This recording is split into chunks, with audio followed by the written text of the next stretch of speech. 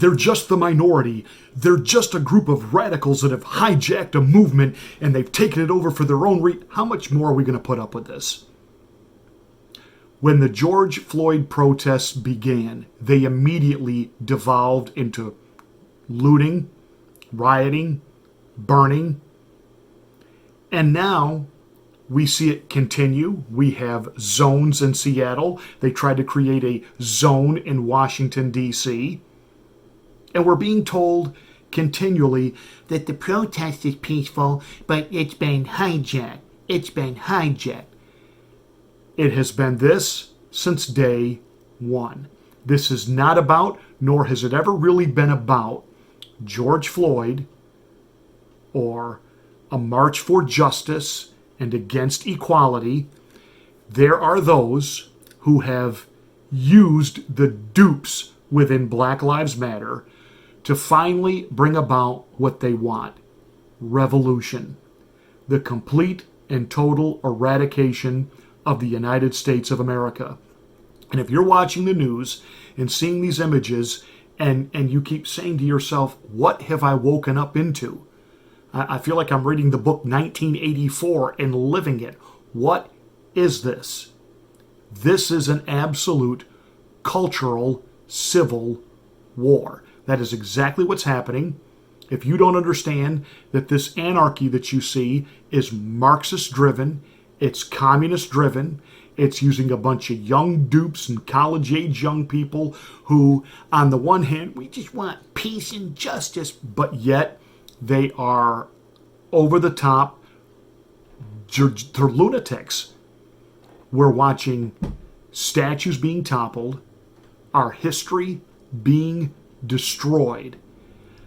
And again, it started out, it was just going to be Confederate statues. After all, why would we want these symbols of oppression and slavery?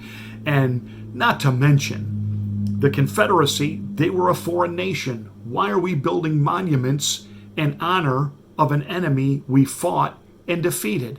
It would kind of be like, why not just put up then statues of Hitler and Mussolini? We fought those guys and beat them. Shouldn't we have statues up recognizing them? So they made that argument, and no matter what your ideology is regarding, are you left, are you right, are you conservative, are you liberal, are you Republican, are you Democrat, there is a same level of rationale. And I had said for years, long before any of this began, I didn't understand why states use the Confederate flag as a state flag. I wouldn't want the state of New York using the Italian flag as their state flag. Certainly wouldn't want the state of Florida using the Russian flag. And we can just fill in the blanks. So why would you be using the Confederate flag as a state flag? That was a foreign country's symbol. That said, I knew from the beginning that this was not going to stop with just Confederate statues. A couple of years ago when they did this same thing, President Trump said, they're going to come for Washington and Jefferson, and he was laughed at. Laughed at by the lying legacy corporate corrupt mainstream media, laughed at by the political left, laughed at by the never Trumpers, the Mitt Romneys and the Bill Kristols and the George Wills, laughed at, ridiculed, scorned by publications like the Wall Street Journal. It's hyperbole, it's over the top. Whose statues are they taking down now? Washington, Jefferson. And while Jefferson has a conflicted history, a man who on the one hand wanted to outlaw slavery, yet at the same time owned slaves. And there is competing narratives regarding why did he own them. Some contend that he owned them out of an economic need, but that he was benevolent to them. But it was still an economic need of needing workers, etc., and to maintain a lifestyle that he had grown accustomed to. And that he continued, even though while decrying slavery and calling it a deplorable situation in the United States, he continued to buy and sell. Yet there is plenty of history to prove in his own writings that oftentimes the reason he did that was to reunite families. If he found out that he happened to have a male slave who had a wife elsewhere, he would either try to bring the wife to where the husband was, or he would move the husband to where the wife was. He did this multiple times, and nobody's justifying that. Nobody's saying that was a good thing. One of the things that is missing in this whole narrative, this whole discussion, is helping young people, number one, not only know history, but number two, how to put it in context. No, the United States is not perfect. The United States has never been perfect. And we have things in our own history that are awful. I'm actually working on a message for Sunday, a sermon. This is going to be in the sermon. And I wrote a statement similar to, and I don't have it in front of me, it's in my other office. We were the nation that was the greatest force for good on the planet. We could go to Europe and we could liberate people who were under oppressive tyranny. We could liberate concentration camps, and yet struggled to come home and offer that same liberation, that same equality to people of color. Now that's true. And that's not a disparaging of America. That is a recognition.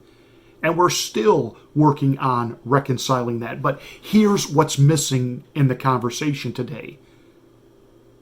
There's been a whole lot of progress, but if you hear some people talk, if you hear the narrative of some, it's as if it's still 1861.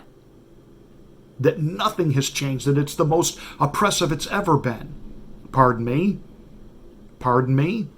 And again, nobody is excusing, nobody is glossing over a history of slavery, of Jim Crow, of segregation.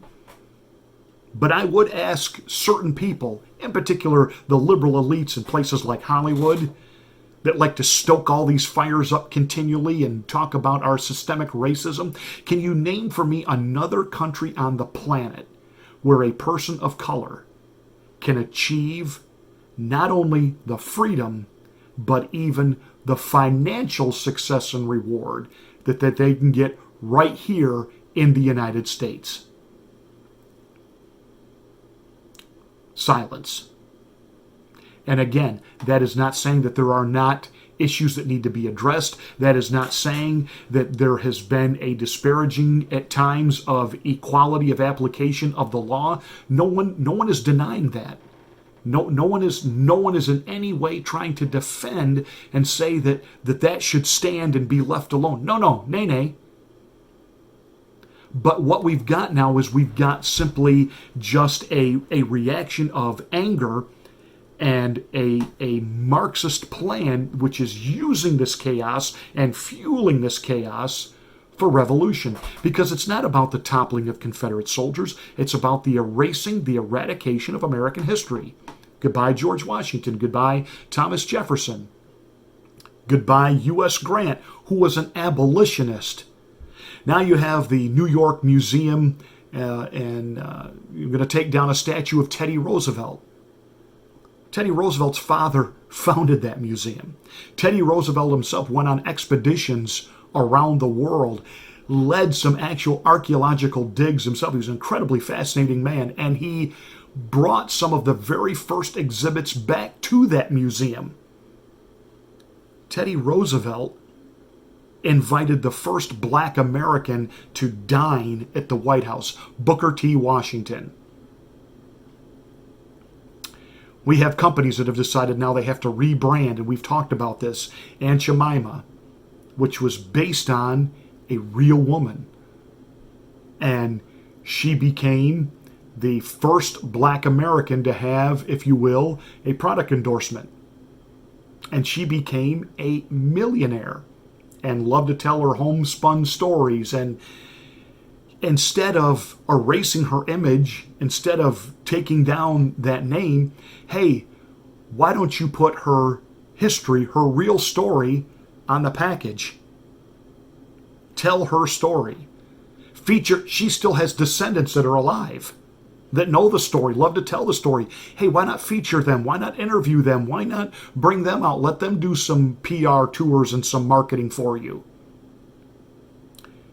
Land O'Lakes going to drop the Native American girl. Now they say it's because, well, we're a farmer brand, blah, blah, blah. You've been a farmer brand since day one.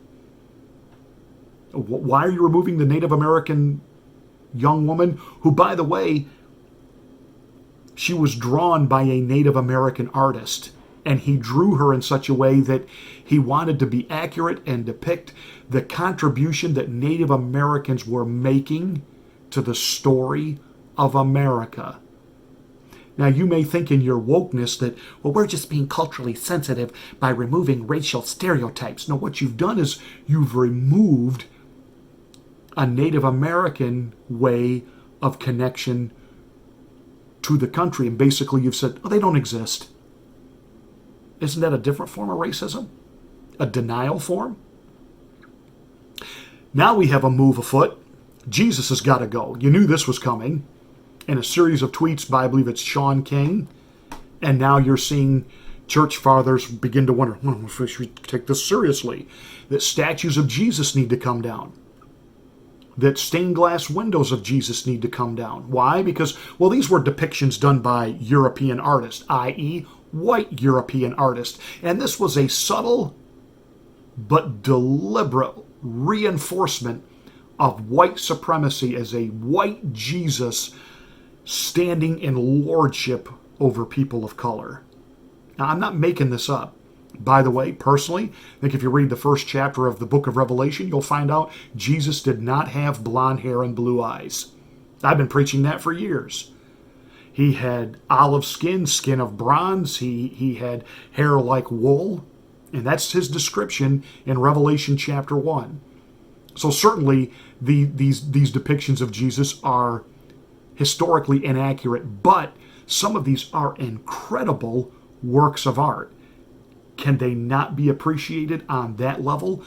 You have the founding saint slash priest who settled in California, San Diego, and Los Angeles. His statues are being toppled.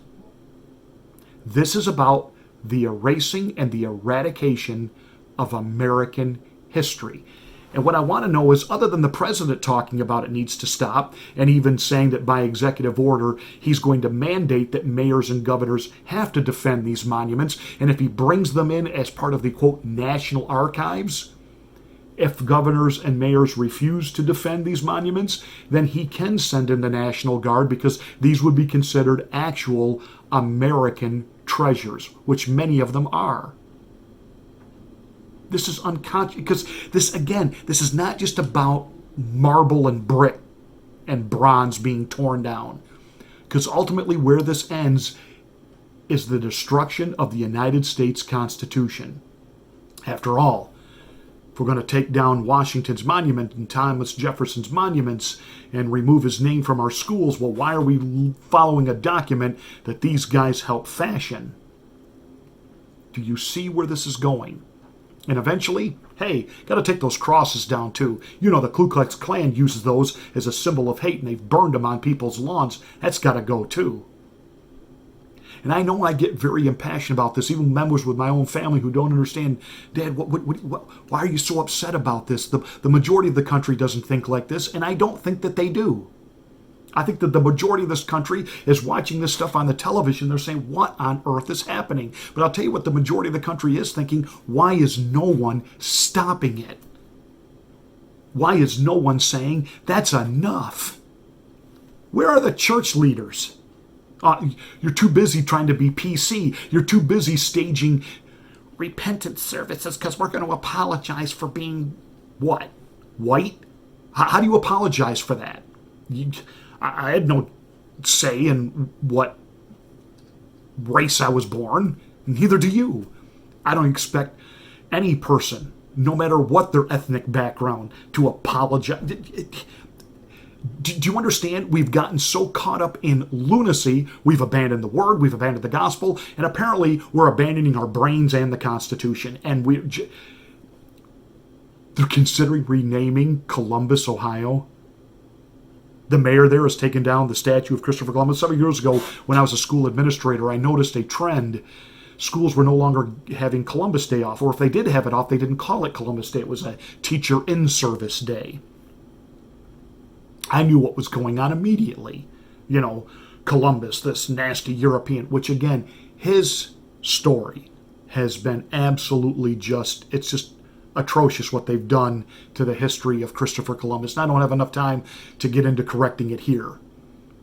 But I can tell you what I did as the administrator. We put Columbus Day back on our calendar, and I told the secretary, don't put that as Teacher in-Service Day or, Skip Day. I want it listed as Columbus Day. And we kept it. And I'm proud to say that my successor has also kept it. As far as I know, only school in that district that still has Columbus Day off. Isn't that sad? In the United States, is that not tragic? By the way, we can point out a whole lot of flaws and issues with Martin Luther King. And I'm not just talking about his picadillos with women, but, obviously as a man of faith, I could talk about some theological problems, not to mention that, he was known to have worked with communists in the day. Now, I don't think he himself was a communist, and I don't think that he himself held communist sympathies, as was alleged by J. Edgar Hoover. I think when you're in a battle, you'll take your help from where you can get it.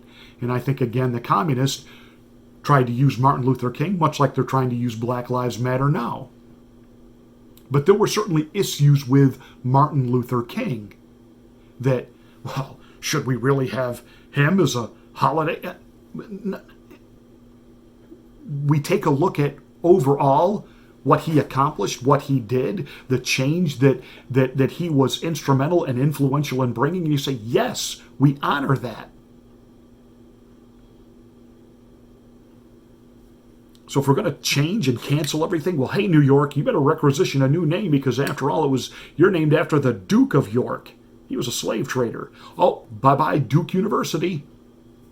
Where does it end? It is time to stand up and speak up, because if you don't, you are going to wake up one morning and ask, how did they get rid of the Constitution? It started when they were burning Confederate flags and removing statues, and everybody said, it won't go any further than this. Yes, it will.